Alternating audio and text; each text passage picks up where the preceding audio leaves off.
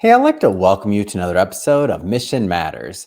My name is Adam Torres, and if you'd like to apply to be a guest on the show, just head on over to missionmatters.com and click on Be Our Guest to apply. All right, so today is a very special episode. We are announcing Melissa Hughes as an upcoming author in one of our upcoming Mission Matters books. Melissa is a speaker, author, and neuroscience geek over at the Andrick Group. Melissa, welcome to the show.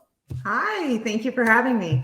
Oh Thrilled to my be here. gosh, I'm so excited to have you on the show. When I heard you're a neuroscience geek, first off, I'm a wannabe. I wish I was more of a neuroscience geek, but I know just enough to act like I think I know what I'm talking about. But today we're going to get some real insight from you. So excited to get into your background and what you do, and also, of course, the upcoming book. But before we do that, we will start this episode the way that we start them all, with our Mission Matters Minute. So Melissa, we at Mission Matters, we amplify stories for entrepreneurs, executives, and experts. That's our mission. Melissa, what mission matters to you? So, my mission is understanding how the brain works and how the brain quirks to make it work better, because I think that there's a neuroscience geek in all of us. I think we all want to know how to make our brain work better so that we can be happier and smarter and actually really thrive. Awesome. Where did all this begin for you? Where did you kind of go on this path to where you're like, neuroscience, like this is what I want to spend my life in? Where did that start for you? Right. So I started my career in a fourth grade classroom. And at the end of my first year, I sat down with my mentor and we kind of did a postmortem. What worked really well? What do you want to work on over the summer and come back even better in the fall? And my overarching question was, how can I actually be the best teacher I can be if I have no idea how the brain learns? Yeah. And all of those factors that impact creativity and problem solving and innovation and all the stuff, right? That we want our kids to hang out in those spaces and just be brilliant. That was kind of the very beginning of it. I remember that very first year was the first year for the Ohio Proficiency Test. And it was that big standardized test. And, for months we drilled test taking skills and we talked to the kids about, answer the ones you know first and then come back and read the directions. I feel like a lot of people that are watching this, Melissa, you're taking them back to childhood right now. I swear to you right now, I feel like I was in fifth grade just this moment. Go ahead, please. Yeah, so we spend all this time and then we give them that very important test. And then we tell them, now go in there, do your very best.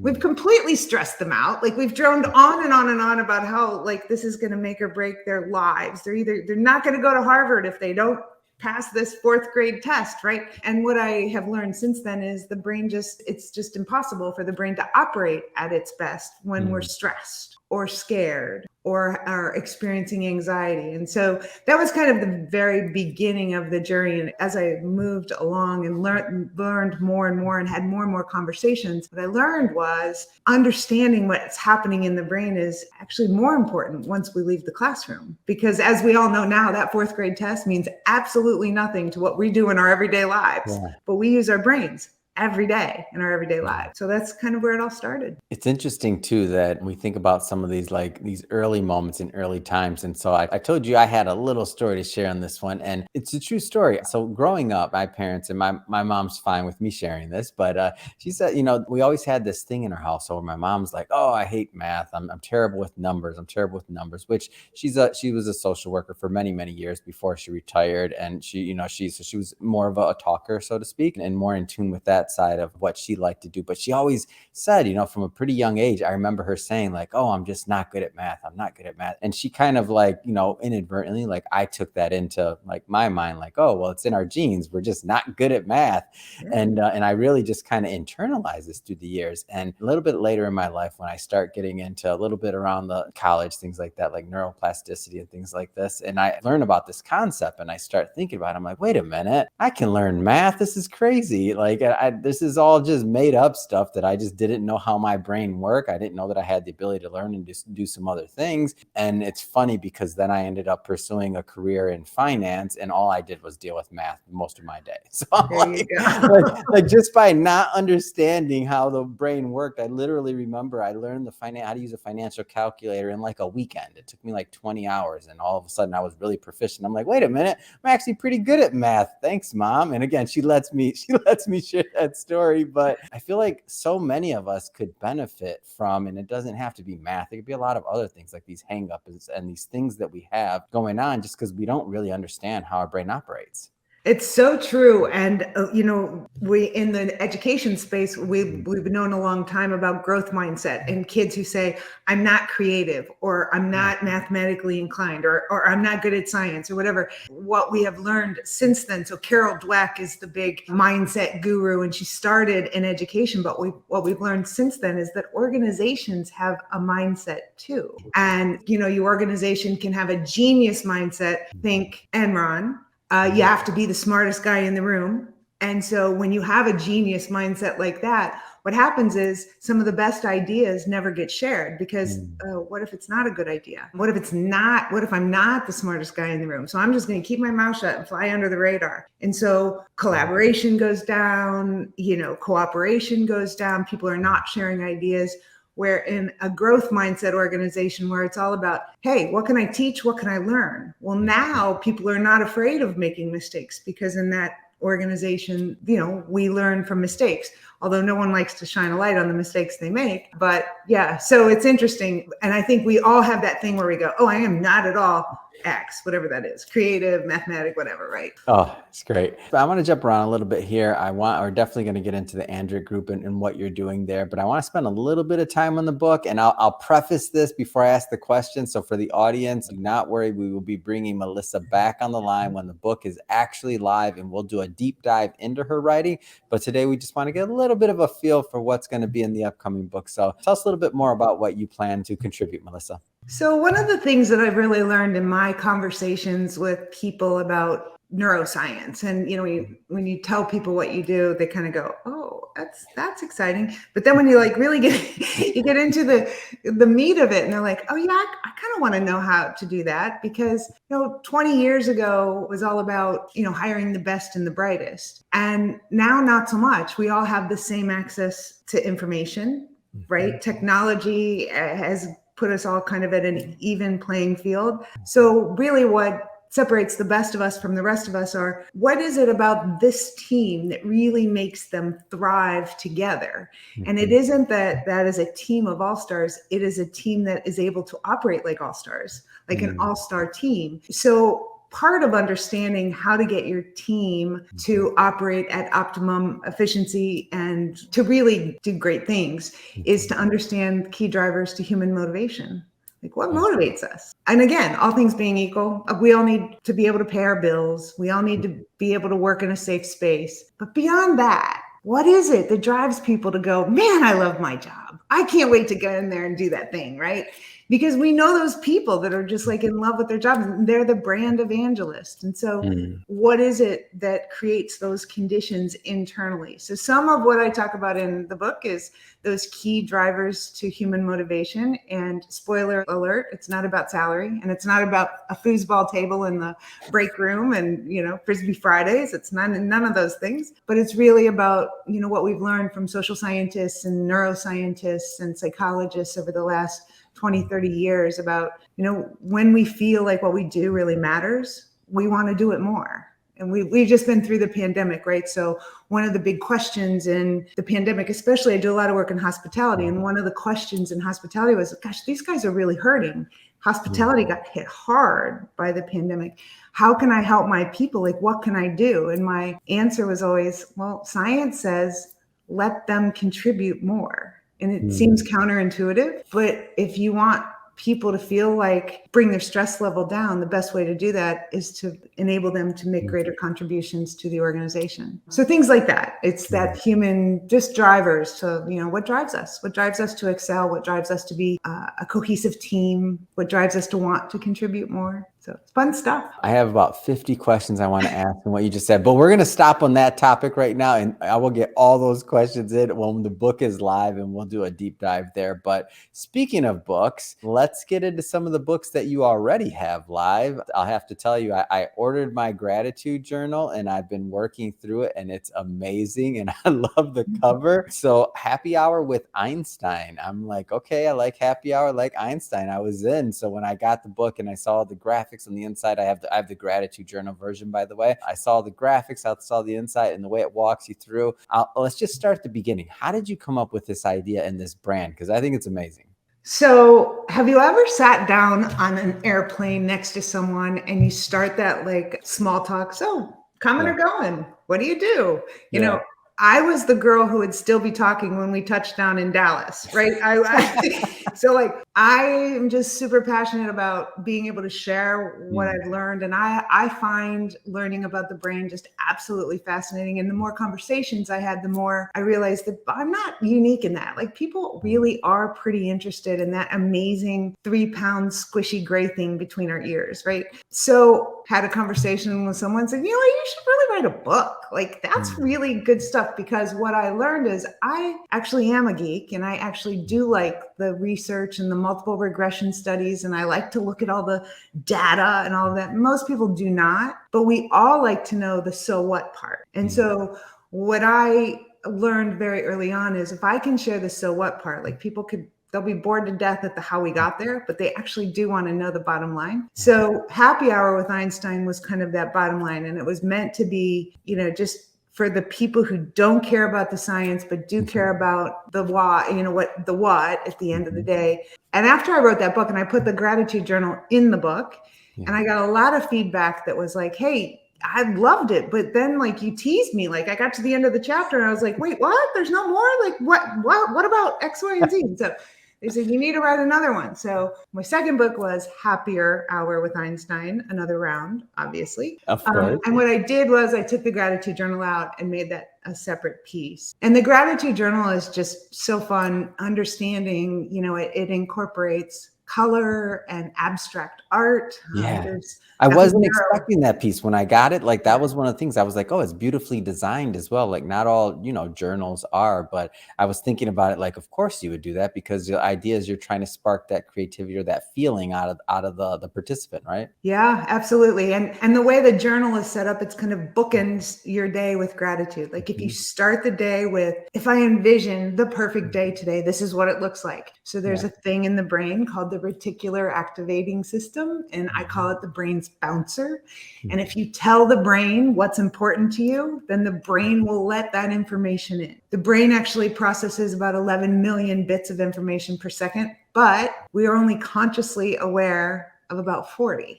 So how does the brain decide which 40 that we get to actually experience consciously? And it has everything to do with the RAS, or the bouncer. And so if you envision this day that you want to have, or this goal that you want to achieve, or this presentation that you're just absolutely going to nail, the bouncer lets in all of the information that's really relevant to that perspective. But conversely, if we get up in the morning and we think, and this is going to be like the worst day ever, well, then the bouncer is going to find all the reasons why it's the worst day ever. It's crazy how it works, but it works. And then at the end of the day, looking back and saying, these are all the good things that happened, because I think we're often very hard on ourselves and we have a very long list of to-dos. And if we don't get all those to-dos done, we feel like we were not a success. But looking back at the end of the day and going, yeah, you know, I did do some pretty cool things. And sometimes they're not even things that were on your list. Sometimes it's you made someone's day, you know, or you helped another person or whatever. So yeah, that was fun. The gratitude journal was very, very much of a labor of love for me. And so I told you I had another story for you. So all of this, everything you see in front of it, the very first show that I ever hosted that I did, I don't even know if I can call it a show, honestly. This is way back when, and you know, when Periscope first came out, it was one of the first streaming things that were easy. And I had something that I called the Gratitude Show. And every single day, and it was kind of like a two-sided thing where people can watch you, and you know, they can watch what you're doing to refresh the memories of people that have never used Periscope, but they can watch what you're doing, and then they can chat, like they can put in chat and other things. So all I would do, Melissa, it was so much fun and it was hilarious. All I would do is I literally just turn on the streaming app on my phone and I would just ask people what they were grateful for. And I would tell them what I'm grateful for. So it was more like a gratitude roll call, if you will. But the amazing thing is that people from all around the world started watching it. And I would get these amazing stories about things that people were grateful for and that they would share in their lives. I still remember one woman, she was in, I think, Saudi Arabia. And she was, one day she says, and she'd come on there all the time because you'd see it, there'd be like all these people, but you'd see them comment. And one day she says she's grateful that today she got like her degree. And she was one of the first, if not the first women to get like, because they were just opening up some of the educational opportunities. So she was one of the first women to get a degree in engineering, for software engineering specifically, like in the entire country. Wow. And I was like, wow. And so you'd hear these like amazing, powerful stories. And so that's how all of this started. Mission Matters, everything, it started. And I was scared stiff. I couldn't even ask a question, Melissa, on a camera or anything. All I could do was just ask them, hey, what are you grateful for? And read it off the screen. And then I would share what I was grateful for. And every day we just reconvene. And I just do it consistently. I probably did, I don't know, 400 shows, 300 or something like that shows, just every day getting on there and telling people what we're grateful for. So I'm a big proponent and a fan of starting your day. And I've never done the ending the day side of things other than now that I've been introduced to your journal.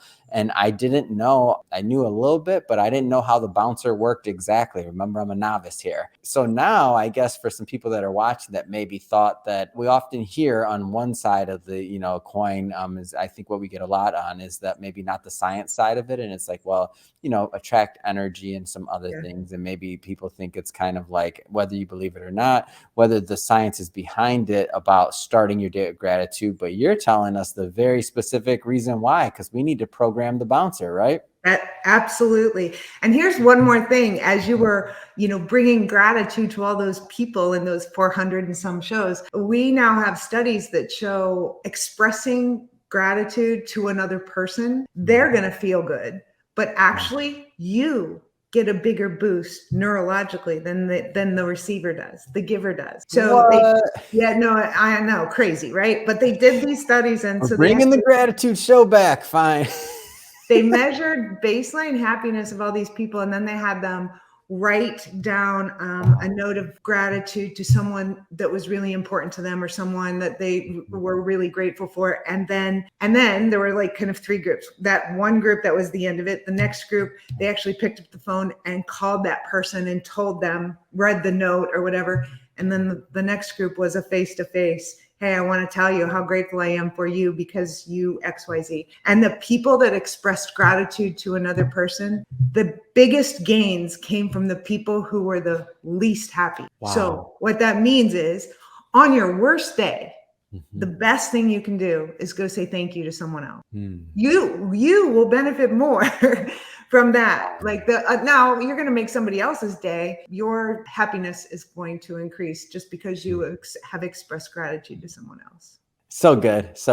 I want to shift focus here slightly because I know you and I get going all day long. The Andrick Group. Tell us a little bit more about your firm, how you're helping organizations and people. So, when I first started, it was really educationally focused. It was I went back to my roots, and it was let's go into schools and let's help teachers understand this whole concept of whole brain teaching and learning. And there are some programs out there that are called whole brain. And I don't mean it in a commercial sense, but really whole brain just meaning engaging as many regions of the brain as possible for greater neural connectivity, because then you have deeper cognition, you have greater mental acuity, and you have better recall. You're actually able to put that in your memory bank easier. The more I did that, the more I realized, wow, there are people in the business world who are really kind of jazzed about this. So I shifted focus and I went into the business world. And so now we go in and talk about employee engagement and company culture and how to apply neuroscience and brain-based research to improve your company culture and improve employee engagement. So a lot of people talk about that, but not from a neuroscience perspective. So I'm able to provide that unique perspective for some folks who are not quite so touchy-feely about making their people happy. I can say, well, here's the science. You want to hear the science? Because science says this is why you should. Oh, it's not fair. It's not fair, Melissa, because you have both sides. It's not fair for people. You can give them the science and the charisma, so they're not expecting you.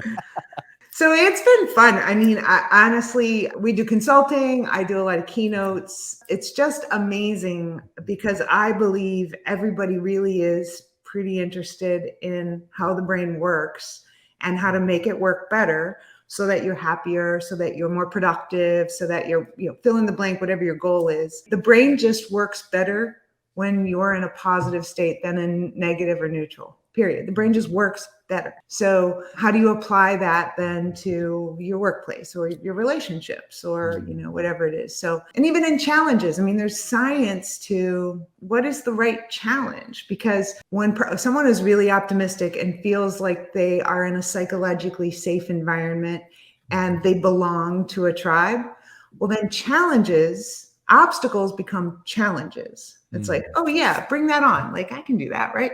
Yeah. But when you're not in a psychologically safe environment, then those obstacles are barriers. Those obstacles are kind of like, I can't get past that.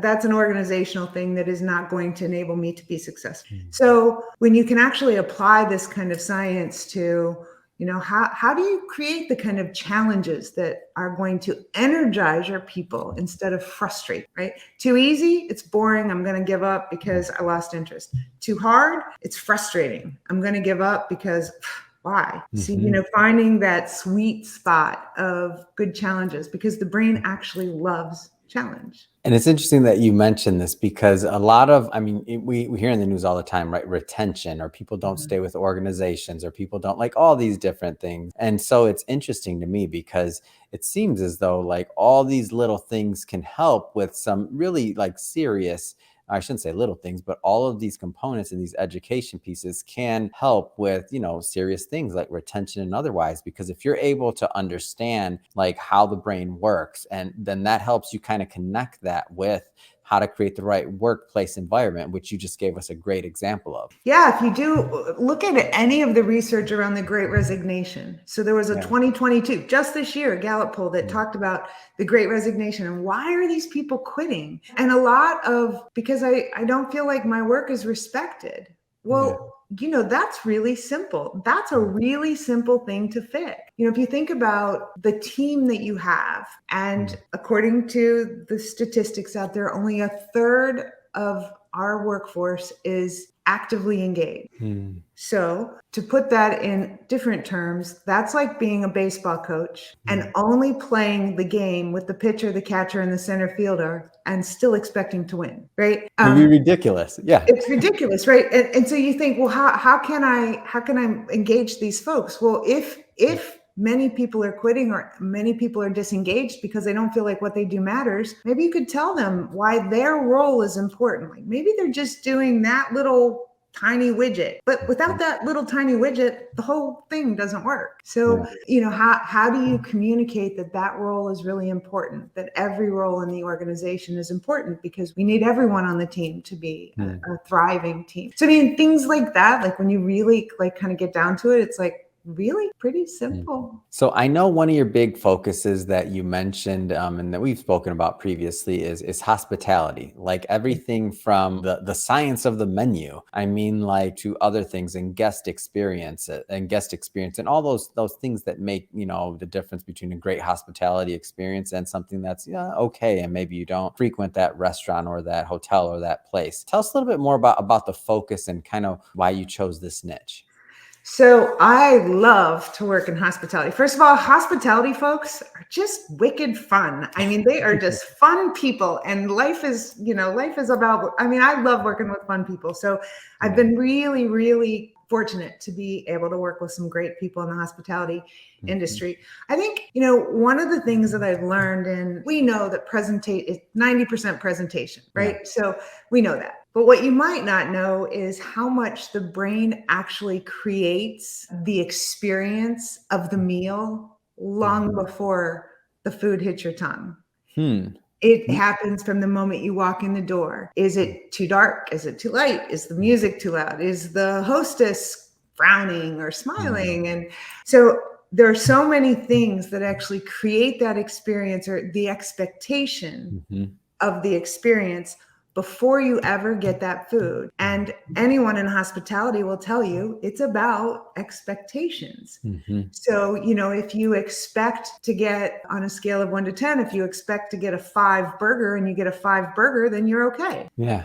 You're satisfied because that met your expectations. But if you expect to get a 10 burger and you get a 5 burger, now you're irritated because your expectations were not met. And so I think understanding how the brain creates those expectations and your perceptions and all of the factors that contribute to those perceptions. So everything from the weight of the menu, the color of the tablecloth, the order of things on your menu. I just worked with a restaurant group down here in Florida, and they completely redesigned the menu. And they're like, yeah, we wanted to really put the items that had the highest, the best margins strategically placed. And they're already seeing that those items are selling more. And they haven't changed anything about the recipe or the ingredients or any of that. It's fascinating how the brain works and quirks. Oh, it is. And as you're saying this, I'm reminded, like, every time I go into, like, I don't know, a Morton's or something, I get a steak. They always have that, like, classic. They have a certain type of music playing all the time, like your old Frank Sinatra or something else. And I just feel like I'm in that mood, and I'm going to get this classic, like, steak experience, versus maybe when I go to somewhere that's like kind of like new age or something different. And maybe they, could be the similar steak flavor, whatever, everything else, but it's brighter. It has a different feel. There's a different music playing. There's different things. And I always feel like if I want like a classic steak, or if I want that certain thing, then I'm going to a place like Morton's. If I want something else, then still want steak, then I'll be going somewhere else. But then I'm thinking, Morton's isn't the spot. And a lot of that is because I already made a decision. But now that I think about it, as you're saying this, I'm like, have I ever really just compared the flavor or the taste of the steak? I don't know if I could do that. They've done studies where they serve the exact same meal in kind of a cafeteria style environment, and then one that has, the linens and the china and all the rest. And the meal, people perceive the meal to taste completely different because of the surroundings. And taste is the weakest sense. All the other senses are much stronger than taste, which is why, presentation is everything. And it's why restaurateurs and hoteliers spend a lot of money on design and decor, because it's so important and it contributes to the experience. Well, Melissa, I didn't expect I'd be getting so hungry during this interview, but I did. I also, I do want to bring up one final point, though, because I know you do a lot of speaking and just public engagements and public events. Like, tell us a little bit more about kind of some of the material and things that you present to organizations when you're on the road. So my goal is always to make it as relevant as possible. So, I always start with a conversation like, what's your pain point right now? Or what's your focus? Like, what are you really trying to get better at? And sometimes it's psychological safety. I've done a lot of that lately since the pandemic. That's become a pretty popular topic, but also just how to keep employees engaged. And in the hospitality space, it's how to create an exceptional guest experience, but also how to create an exceptional employee experience. Because as in other industries, training and replacing and training new employees and that constant churn of turnover is expensive. So I do a lot with that and company culture. A lot of times I have a blog, and so somebody will see something on my blog and say, hey, I want you to come talk about that to our organization, which is good. So Oh, that's great. I'll tell you, it's been great having you on our show today. And I do want to give you the opportunity to leave any website, or like, how do people pick up your book other than going to Amazon? That's how I got it. I mean, how do people connect, follow your work overall, and follow up? They can get the book on Amazon. It's also available on my website. My website is melissahughes.rocks, ROCKS. And also I deliver a Neuro Nugget every Friday. So if you want to get a little smarter every week and impress your friends over the weekend with your new smarts, I send it out every Friday. And it's typically a 3 to 5 minute video with an associated blog post. I don't do anything else with that website. I'm actually a terrible salesperson, so you won't get like all kinds kinds of salesy stuff from me, but that's the best way to just keep up. I've actually really enjoyed connecting with people through the Neuro Nugget. Fantastic. And we'll put all that information in the show notes so that our audience can just click on the link and head right on over. And speaking of the audience, if this is your first time with Mission Matters or engaging in an episode or listening to us on Apple Podcasts or Spotify or wherever you're listening, we're all about bringing on entrepreneurs, executives, and experts and having them share their mission, the reason behind their mission, also how they're doing what they're doing, and what do we all learn and gain from that? Like, how can we all grow together? If that's the type of content that you're into or sounds interesting or inspiring, hit that subscribe button, because we have many more mission-based individuals coming up on the line, and we don't want you to miss a thing. And Melissa, really, it has been a pleasure. I can't wait till we do our next interview where we'll do a deep dive into the writing that you're going to do for the upcoming Mission Matters book. So thanks again for coming on the show. Thank you so much.